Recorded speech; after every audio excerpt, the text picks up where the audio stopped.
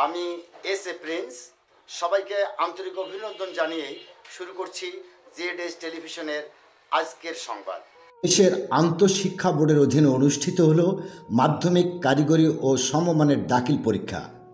প্রথম দিনে বাংলা প্রথম পত্র পরীক্ষায় উৎসবমুখর পরিবেশ আর সুশৃঙ্খল পরিবেশে পরীক্ষা দিতে পেরে ছাত্রছাত্রীরা সন্তুষ্টি প্রকাশ করেন।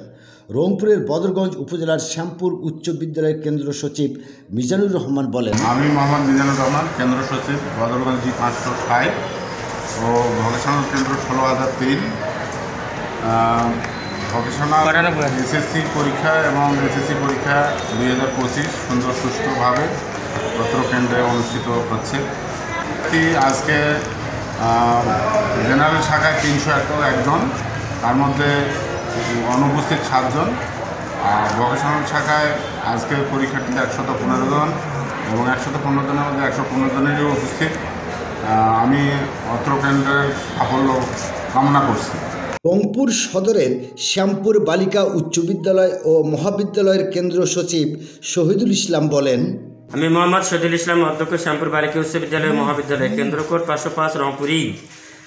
আজ প্রথম এসএসসি পরীক্ষা, বাংলা প্রথম পত্র ছিল। আমাদের এখানে পরীক্ষার্থীর সংখ্যা ছিল 138, তার মধ্যে 136 জন পরীক্ষা অংশগ্রহণ করে আর 2 জন অনুপস্থিত ছিল।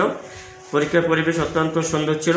এখানে ইউনো স্যার, রংপুর সদরের ইউনো স্যার এসেছিলেন, মাধ্যমিক শিক্ষা অফিসার এসেছিলেন এবং ট্যাক অফিসার তো আসেন। মোটামুটিভাবে পরীক্ষার পরিবেশ ভালো ছিল।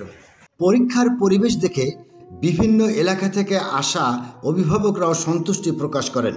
News desk, Z television.